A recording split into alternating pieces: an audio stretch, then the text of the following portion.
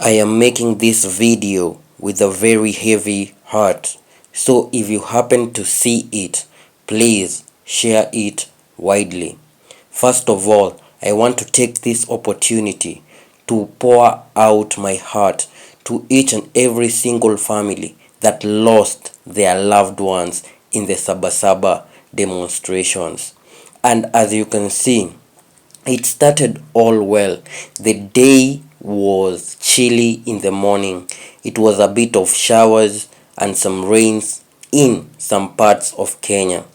And as time went by, we started seeing people coming out, in the name of the protest.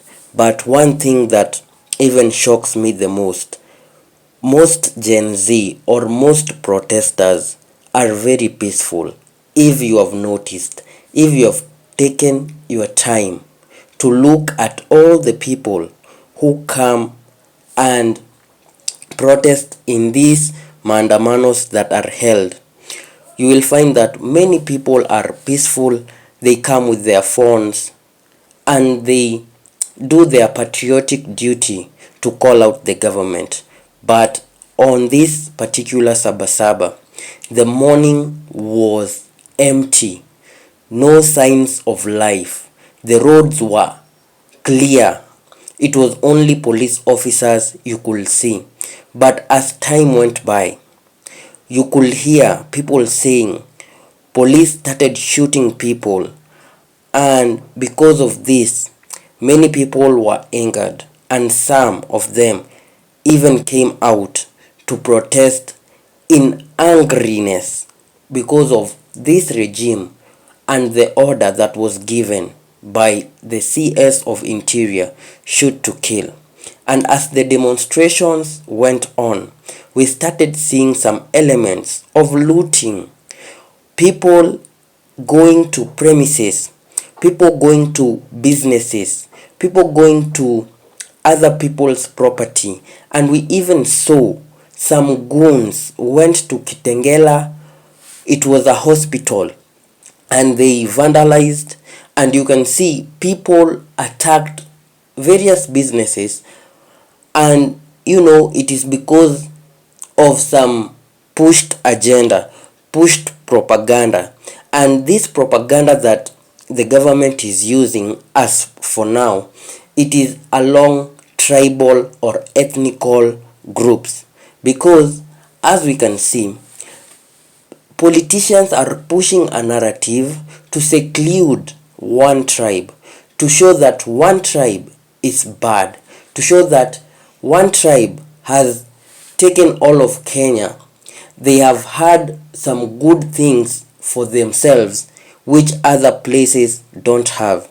And to be honest, Kenya is for all of us. So when I see young men hired to go vandalize a property because of the name of that person, or because that person is not from your tribe or community, it is so sad.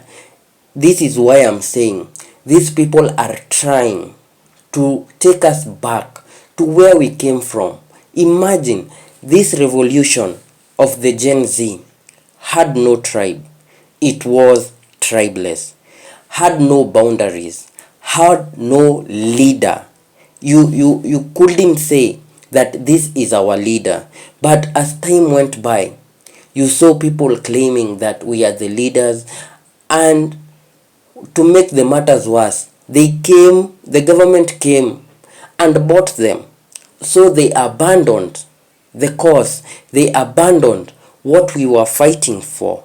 And as you can see, various clips that I have compiled here are very shocking. You can see people or some goons went to take other people's property. Why would you do that? Why, in the heaven's sake, would you go and loot someone's business? As a matter of fact, I want to tell you, we are in a downward spiral. We are making Kenya worse instead of making it great. We are making Kenya go back many years. instead of making Kenya or transforming it to the Kenya we want. Because you can't tell me you go and steal from another person. Imagine if this person had the capability and you went to ask for a job and you stole from that job where you could have gotten a job.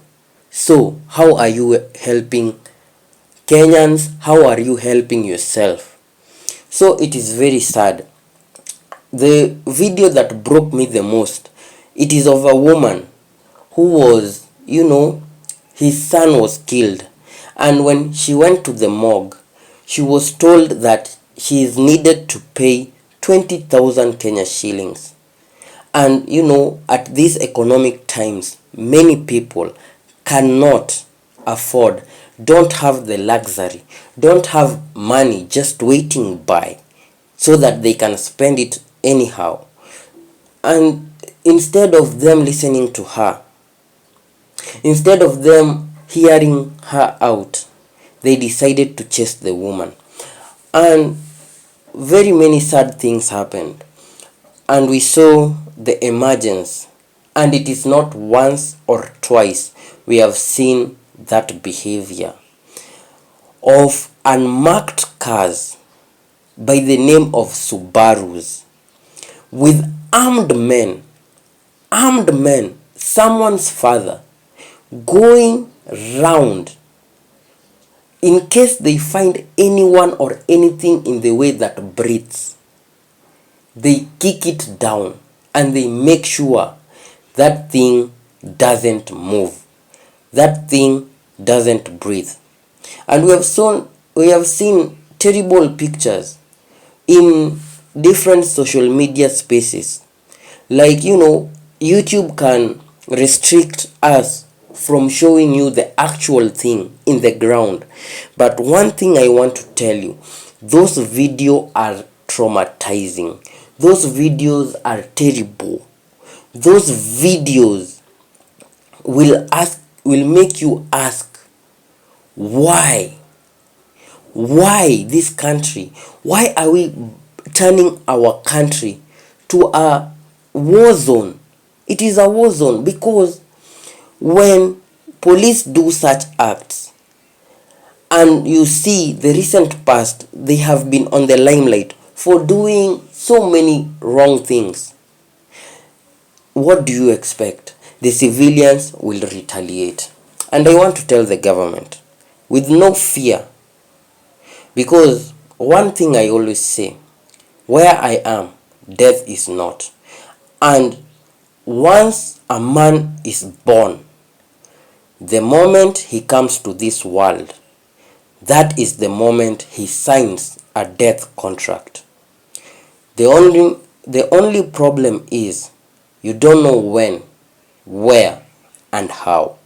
So, I want to tell this to these people killing young people innocently. First of all, before you draw a gun to shoot down a person, please make sure this person is unarmed. Because if this person is unarmed, why use excessive force? Just go, give him some small canes, and leave him to go. But instead, when these people find you on the wrong side, regardless if you are a protester or you are just a passerby, I'm telling you, you will face the wrath.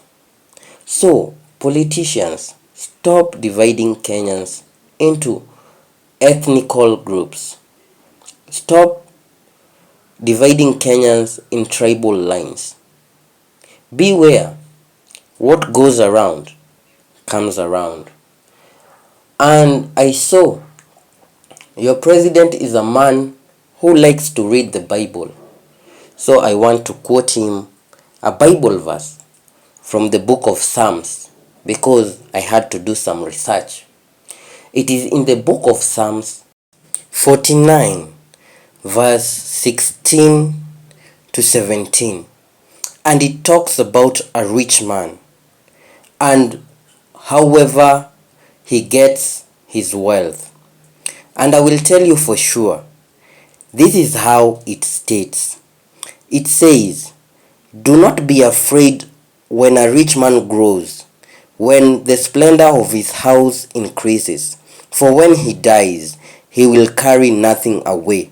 His abundance will not follow him down."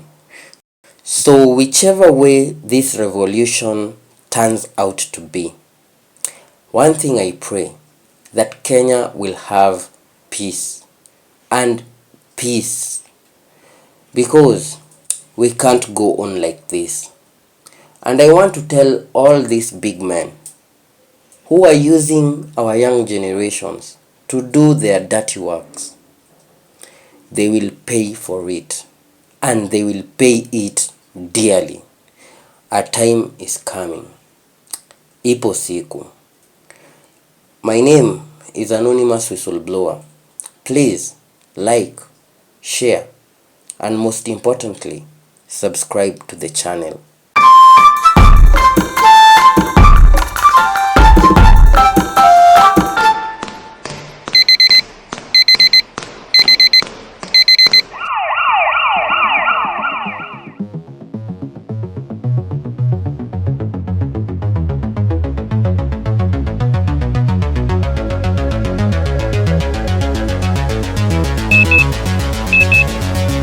Stand by in 3, 2, 1, go.